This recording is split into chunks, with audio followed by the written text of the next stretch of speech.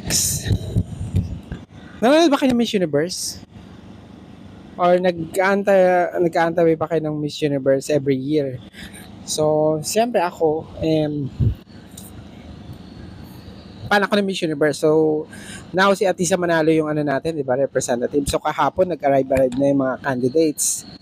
So, si Atisa Manalo nakita natin na siyempre, di rin papakabog ang Pilipinas. Siyempre, tayo ang number one sa mga ganyan sa arrival. Ngayon, may mga issue na ngayon. Ano ba yan? Daming langaw. Ng sa Miss Universe ng yung pa-dinner ni Mr. Nawat. Ang daming hanas dito, ang daming comments sa sa iba-ibang Bakit nga daw nga pala parang ginagaya na parang ginagaya nila sa Miss Grand International. Ano ba yan? So, wala namang katuturan to si Mr. Nawat. Hindi mo naman alam kung anong ginagawa niya. Diyos ko! Nalaloka yung mga tao sa Miss Universe ngayon. Ang daming controversy. Si Mr. Luis Fontales din, nagkano na rin, di ba? Yung sikat na vlogger ng Infragant. So, di ba, nag-aano na rin siya ng bakit nga daw parang ganun.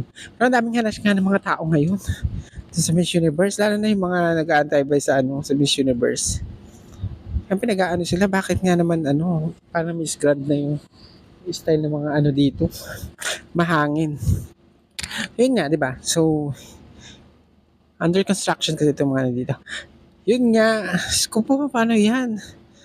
Sana naman maayos nila yung sa Miss Universe ngayon. Si Atisa pa naman yung, siyempre, todo support tayo. Kahit nandito tayo sa mga bunduking mga lugar. Bundok-bundok kasi dito sa amin, be. So yun nga, naku, sana naman. Sana maayos nila kasi nga 'di ba daming mga hanas sa mga social media ngayon about sa Miss Universe.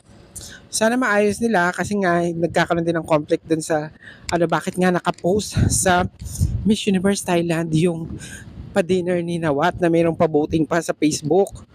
At kailangan makaboto daw ang para maka-attend sa dinner. May mga ganyan-ganyan.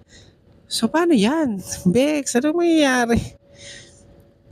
So so parang nagkakaroon ng conflict kasi hindi siya nakapost sa Miss Universe page sa international page ng Miss Universe. So paano yun? Ewan ko ba dyan? Ano ba yan natin? Kasi ako din